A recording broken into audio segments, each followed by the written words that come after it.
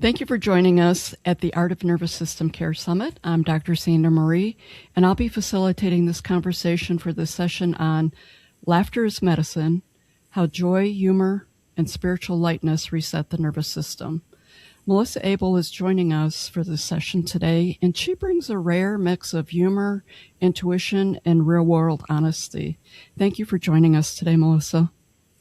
Thank you so much for the invitation, for having me, and for selecting this particular topic for me, because it happens to be my passion.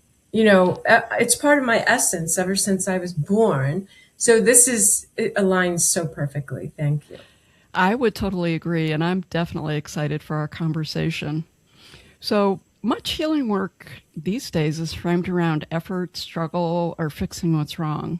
So today, I'd like to explore a different doorway, one rooted in joy, humor, and spiritual lightness. From your perspective, Melissa, why does laughter matter? It's kind of wild. There's so much around this. And in preparation for this today, I've been researching and studying all the neuroscience, the therapy, the trauma, everything, and really have quite a bounty of information in here. And yet, what I took from it, as much of as a joyful, kind of laughing everyday person that I am, everything that I've learned about it, it makes me want to embrace it even more, because it's incredible. There's short-term benefits, long-term benefits. There's it's like, not only is it good for our immune system, our memory, our blood flow, our heart, rhythm, our breathing. It really resets the nervous system, and all that's good and well. To me, like, you could talk all day about, well, what's so good about what is the medicine of laughter, but who cares? Because unless we're feeling it, it's almost like we know broccoli's good for us, and we can, it's like we either do it or not. Like, to me, trying to talk about laughter in terms of all this, the research and everything, is kind of missing the point. So to your question, the guides that I work with, that's my life work, is doing readings and, intuitive things. And they highly prize laughter. I mean, it's probably one of the things. Sometimes they go so far as to tell a person, you keep us in stitches. If not for you, you were so bored. We love the way you see the world. We love your sense of humor. And then you think, like, wow, if high dimensional spirit values laughter so much and joy, maybe there's something more here. And they always, the way they describe it to me is, laughter is cathartic, just as tears are.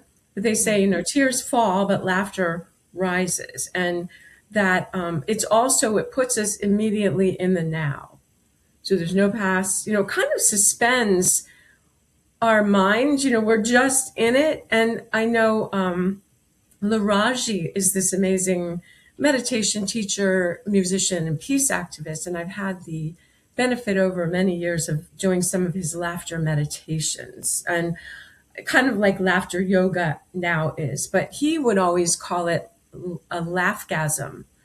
That a laughgasm would be, it would reset your nervous system. It aligns you with your emotions. It does so much good for us, and it does suspend the mind, and I love the way the guides describe it. One thing they always say is, if you don't know what to do to be in alignment, or to create a happy life or a joyful life, or what you want, just laugh.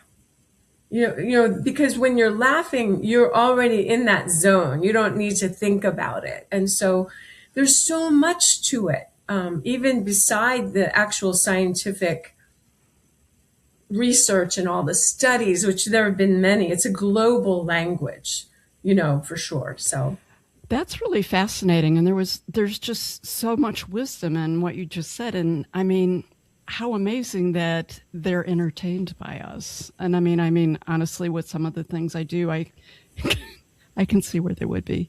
With me specifically, that was just fascinating. We've talked a lot about self-regulation during the summit, but laughter is often relational.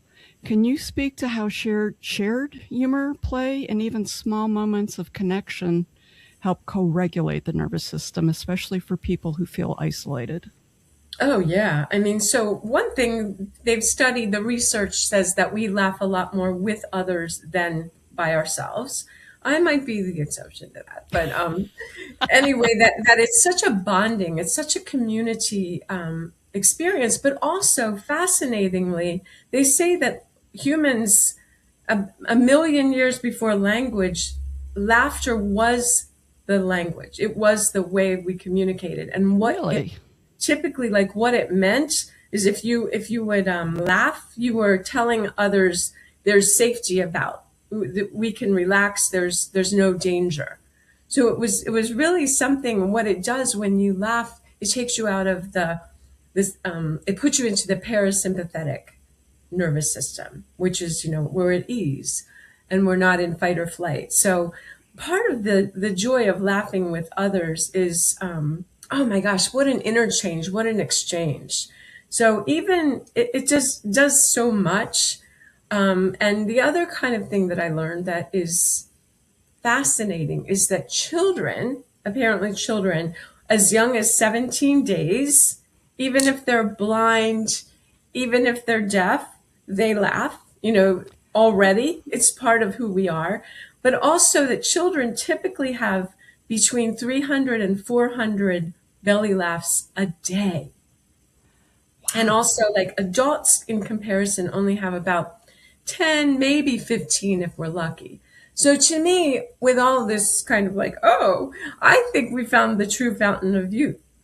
I mean, like, kids are so full of vitality and vibrance and energy, and there's playfulness. And what if one of the most simple built-in keys to our well-being and happiness is simply to embrace more laughter? So whether you can do it with another, which is, to me, it's amazing, but also, I mean, every day I just find, that I'm laughing about something. Like, just the other day, I'm pretty open when it comes to scent, fragrance. I'm pretty okay. Like, but there's one scent, kind of scent, that it makes me physically ill. Like, I can't. I want to run screaming naked away from anything. So what do? I get a sample scent in a package, and I think, oh, what is this? And I look online for the reviews, and it's like, this is the best. It's like, nobody doesn't like this. And so instead of like spraying it into the air,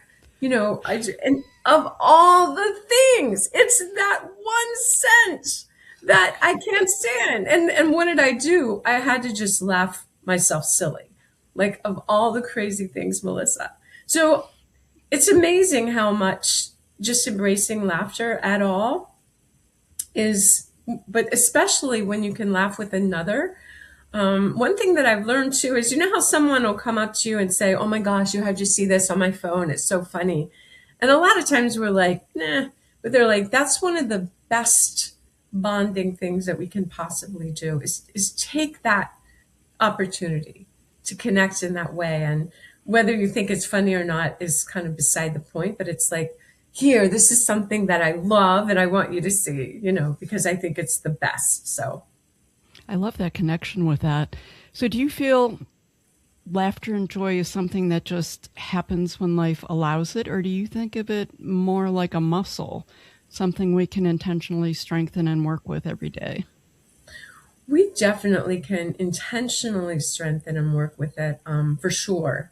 And now we know, I mean, it's beneficial. It's even beneficial for, they say 2 minutes of laughter, belly laughter, is equivalent to a 20-minute jog. Even cardiovascular benefits, and all of this, even muscles. So it's like, well, of course, but yeah, it's like, to even, I've heard the researchers say, build a laughter library, that because all of our sense of humor is so unique to us.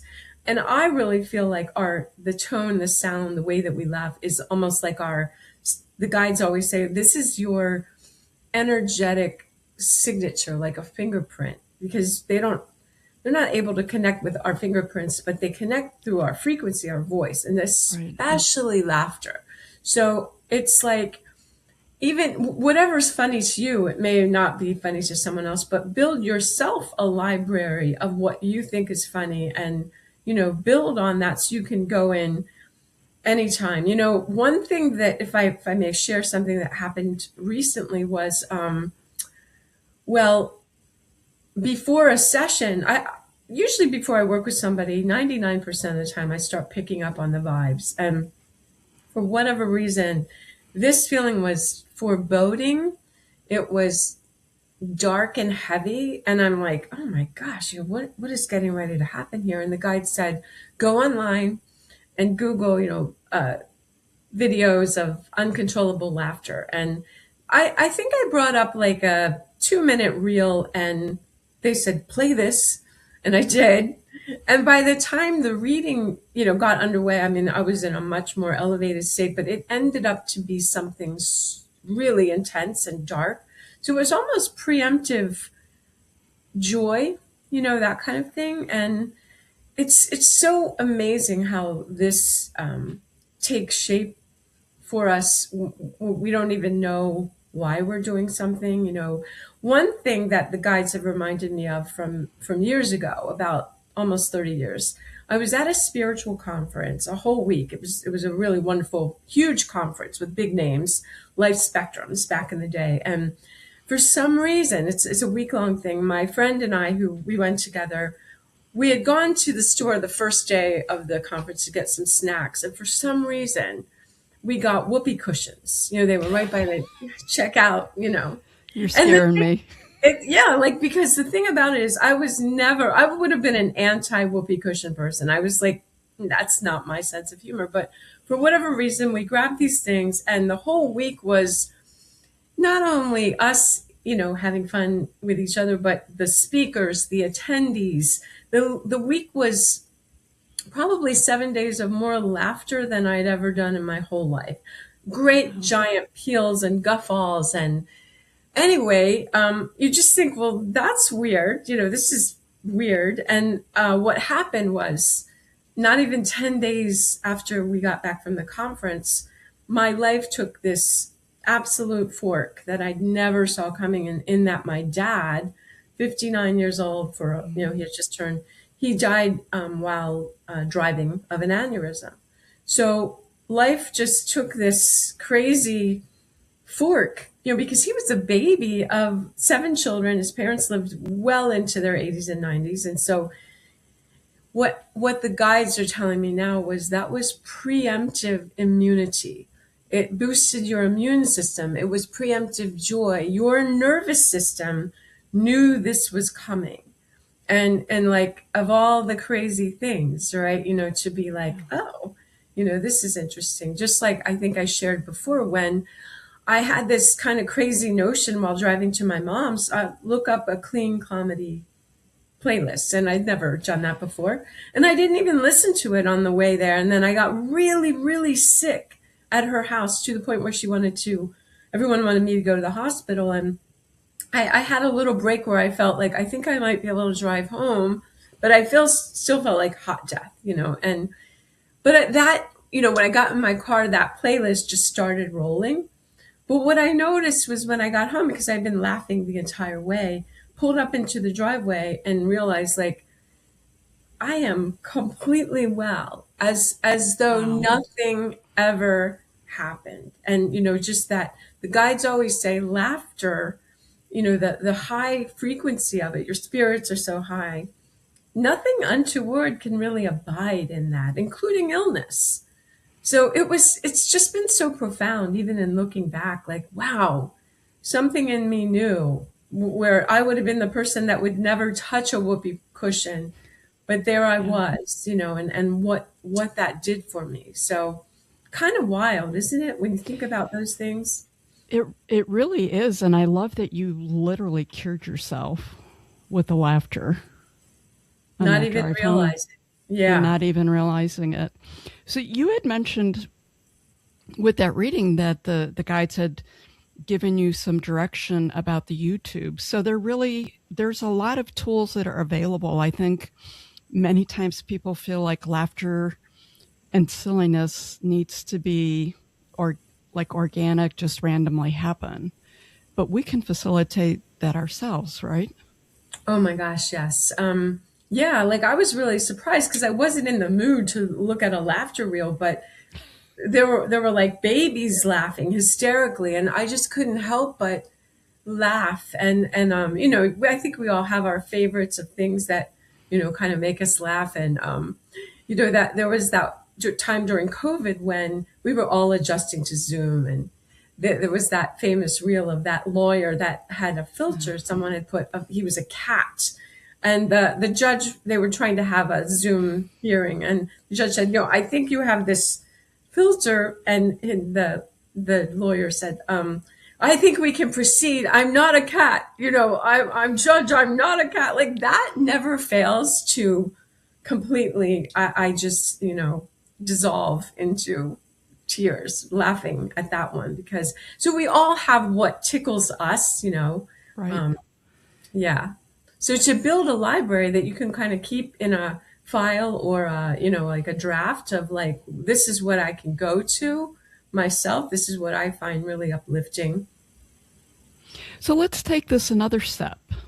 So you build your library, you have it, but sometimes that's not the issue holding you back. Many of us were taught explicitly or implicitly that pleasure has to be earned, or that joy comes after healing. Your thoughts on helping people reclaim permission to feel Love good it. now, Love even it. while they're healing. Absolutely. In fact, the research that I've done, most trauma therapists, that they absolutely, with no equivocation, say there is no possibility of healing from trauma without moments of play and laughter. It's not even possible. And they described how, even people with severe PTSD, as you have a moment, maybe it's just a shared laugh, maybe it's a smile. It's almost like a stitch that undoes the old trauma, and it's weaving in this new. You're out of fight or flight. You're out of the hypervigilance, where it's like we can have joy, and then it almost supplants the old trauma after just these tiny little. They call it like doses of joy, of laughter, of humor. So it's so much more important, than we can even know. The other funny thing is my guides, when I work with somebody, a lot of times they'll just be so funny. I mean, the one-liners, and they just love the hijinks. And what I realize though is that is the highest frequency. So I know one thing we've learned when if you go to a medium, if you're really sad about who you lost and the memories, and I'm so sad and I'm lonely without them, it's going to be next to impossible for you to get a real, charged message from that person, because you're blocking it. The best thing they always say is think about when we would laugh, or, I have people, I think we all have our top 10 of people whose laughter itself is a tonic, is hilarious. And, they always say, remember those joyful moments before you go to a medium, because they're like, instead of a radio dial trying to get through with your frequency, it's like you punch it in, like it's a set station, and I still remember my dad laughing at Seinfeld episodes, and he would laugh so hard sometimes that he would snort. And to me, when you're in the snorting zone, like there's nothing like it, kind of thing. So it's so cathartic, it's so spiritual. But the other thing that the guides say about that, and also all kinds of experts, is that laughter is depth with ease. Laughter with is ease. with ease. So we think of how laughter and joy might, they say it's not the opposite of trauma. Numbness is the opposite of trauma. So when you have lightness and joy and humor and laughter, it reconnects you. It's opening you again to your alignment, to your emotions, to your healing. And it's with ease. Now, is that like the best ever? Absolutely. I love it. So I just want to riff on this in a different way, only because this comes up a lot. I feel like you've answered this, but I want to address it specifically for what it is. Some people might worry that laughter or lightness can become a form of spiritual bypass. So we hear about spiritual bypass all the time, skipping over pain instead of honoring it. Can you share your insights on telling the difference with nervous system supportive joy versus avoidance that could be construed as a spiritual bypass, and how might that difference look for people or Oh, feel? what a great question, because I think we've all been down the spiritual bypass road a time or two, no matter Yeah. what. And it's always the mind though, because yeah, it's just like, and I think we're all getting so tired of that. All the this year, according to the guys, is about really embodying. It's enough of the mind crap, and so to that point, laughter gets you out of the mind. It gets you in direct, momentary, that the now, where there's nothing before, there's nothing ahead. You're in the now. It is very much like an orgasm in that, you're not thinking Yeah. about your taxes when you're experiencing that. So to me, laughter, like the guys say, if you don't know what to do, laugh, because then you're absolutely aligned. You don't have to question it. You are. If you set yourself up like that, then everything. You've got a bank account of good and joy and happy times coming. So to me, it's almost like an insurance against spiritual bypass, because like they say, like laughter is not, or lightness is not, it's not bypassing depth at all. It's not avoiding trauma. And it's like, well, even gallows humor. um I mean, sometimes what I love, and I think we've all said it a time or two about someone we love when they're getting near the end, maybe they've been in hospice, and what do we say? They had their sense of humor to the end. Like they were still themselves because they had their sense of humor.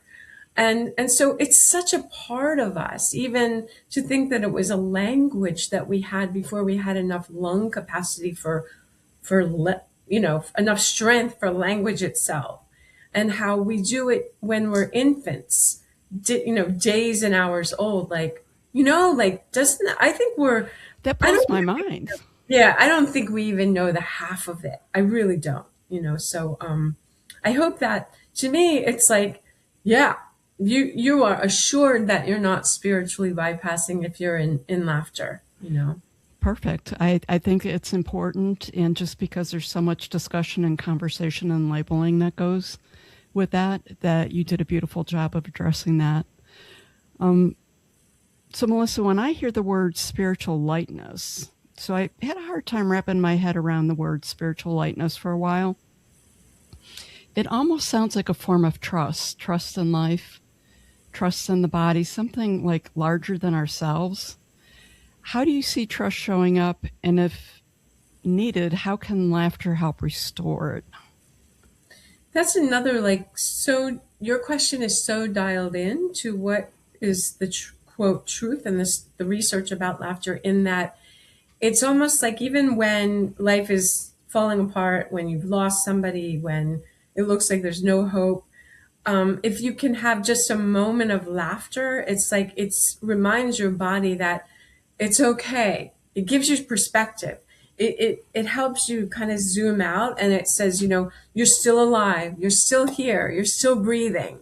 And it's just that very thing of like the truth of it. Laughter is never going to take away, what happens in life and some of the heaviness. Although, my gosh, it can be so valuable no matter what situation you're in. They say first responders always use kind of dark humor, and obviously, like, where it might not be appropriate somewhere else, but it's absolutely appropriate in that situation. I know we had a friend who was in at home hospice, and he was trying to stay alive for his son's wedding, and the photographer came, and it was at home, and it was around Halloween, and he would pretend to be just to have died as the photographer. It was like, not yet. It was like time and again He did like the movie, he's died. And just the funny, like he never lost that. And just even like when another dear friend went into cardiac arrest and they brought him back, but he wasn't conscious yet. So we're, waiting to see if he's going to come back. And what does he say? The first thing that he says when he opens his eyes, I'm back, and so you realize in these moments of even fear and scarcity, and you don't know if are you living or are you dying, like it assures us that we're all in this together, and there's never a lack of hope, as long as that you can see the lightness of it, so to me it embodies laughter, and joy embodies the spirit, the animating spirit of us. We are still here. Because I know one thing that was, I think, pretty heavy for all of us in December was what occurred with Rob Reiner and his wife. Right.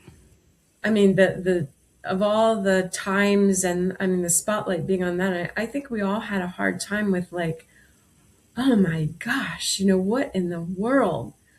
Somebody that had always stood for laughter and joy, and to have this experience, and I think that community, a lot of comedians and people rallying around that. And even, do you remember when COVID just hit and SNL, or even 9/11, 9/11, if you remember, when SNL came back on, it's like, do we have permission to laugh again?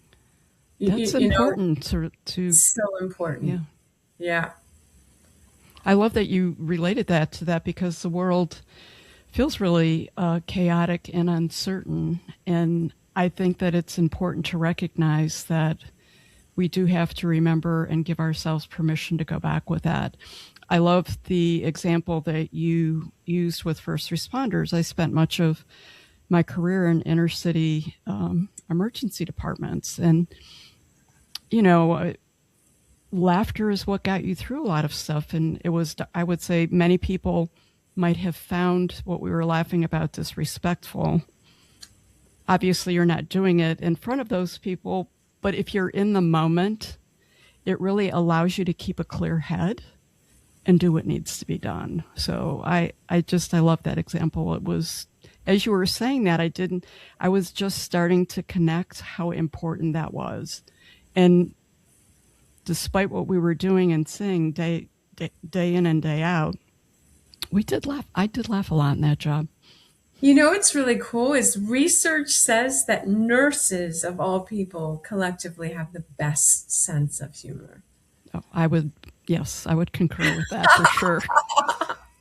How great is that? Yeah. So yeah, that's the best. Yeah. So you and I know that guidance doesn't always come through the serious, solemn moments that we just talked about. It can arrive through play, humor, or lightness in your thoughts. How can people begin to recognize joy and laughter as a legitimate form of spiritual guidance? This is where the nervous system comes in, because laughter, they say that, your nervous system is really it's not just a biological, it's really an interface, spiritual interface, and how it allows us, like our nervous system, we always call it in the work that I do, the body mind, like the living library, the DNA. You just know things before your mind does. It's much faster. Just like, how did my nervous system or some part of me know to spend a week with a whoopee cushion? More laughing than I'd ever done in my life, because this big trauma was just ahead. I certainly didn't know that. And, there's so many things that we know. If you even think about muscle testing, kinesiology, it's like you're getting to the intelligence of the body, which is like the mind is like the tortoise in comparison to what the body knows. And think how many times that you went a different way somewhere, and then you saw that, oh, there was a big accident there just after that, and so many things that we don't even think about. It's interesting. There's this great time ahead, and and the guides are kind of telling me like it's off topic and it's not off topic. So it's like there's this big transit ahead. You could call it an astrological transit, but they're like it's really not. They're saying there's this opportunity ahead between February 20th and like the 1st of June to stow. It's almost like they're giving us these magic beans to stow, and these magic beans are going to have effect for the next 38 years or the rest of our known lives, as well as many future lives. It's a 9,000 year cycle. But what they're saying is like the most important thing, they're saying, even if you don't ever care about astrology or spirituality or anything like that, they're saying this is the one time, this is the most important time of our lives ahead, because if we choose to, we will get to expand the expression of our identity. And they kind of liken it to, if we think about coming into the world, being who we are, we've been like a line up to this point. We're a line. We love being a line. We know how to be a line. We wouldn't trade it for anything. But then as of this time coming, if we choose, we can become a square. And we might go kicking and screaming like, my God, I'm just a line. I never want to be anything. But then you get to be a square and you say, how was I ever able to function as a line? Because you've expanded. So part of this is they're just saying, if you do, the worst thing you can do is to do nothing. And this is the way of their humor. Like if you just keep on doing the same things that you always have between that little window, it's like they're saying your job is to plant the seeds and our job is all the stuff after that. Like if you plant the seeds, you're going to expand, you're going to evolve, it's going to be amazing. If you do nothing, or if you just keep doing things the same way, nothing's going to happen. You're just going to recreate what you know. So they're saying, if you do nothing at all, if you don't even want to think about it, just do things that you don't normally do. So this week when I was doing a reading for somebody, the guide said, Melissa, what if you go to a restaurant and order liver and onions? It's like, I'm like, what? Like, that's the last thing I would ever do is order liver and onions. And they're like, exactly. Like you can actually do things that you would never think about. And they're just saying, even if you do just things that you never do that. But hopefully with intention, we can plant some seeds of like, well, if I'm a 7.0 version of me now, what does a 9.0 feel like? What would I tweak? And I tell you one thing, after getting this luscious dream come true assignment about laughter, is I'm going to incorporate a lot more laughter. What if we were to strive for 300 laughs a day like children? How might it change our lives? Oh, cool. It's amazing. Like it's so intoxicating. Absolutely. Wow. Well, I'm really grateful for those magic beans, and I'm ready for whatever the 9.0 looks like. But one of the things that you tucked in there, as you were saying, explaining what the guide said, and I do want to highlight it, is you use the word intention. So how relevant is that word intention? I feel like it's like super important at these exact moments.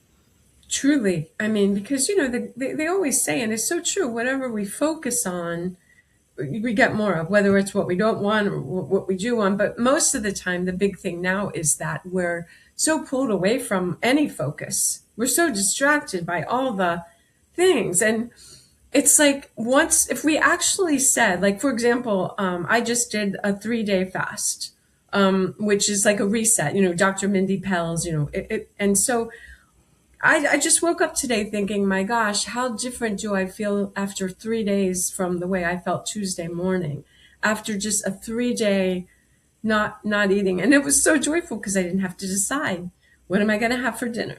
It was like, what am I going to drink? What am I going to drink today? Water, more water, black coffee, tea. It was so easy and freeing. But, the first day you're kind of like, why am I doing this? And the second day you're like, I don't know. But the third day, you're like shot out of a rocket. It's Dr. Pell says that it's people pay tens of thousands of dollars for stem cells. And she's like, why? After 72 hours of a fast, your body creates new stem cells. It's a whole new refreshing reset. So to me, that's a good example of being really intentional about, I'm going to do this thing for 3 days that I never do any other time, and I'm going to stick to it. I'm going to see what happens with it. And like, it worked.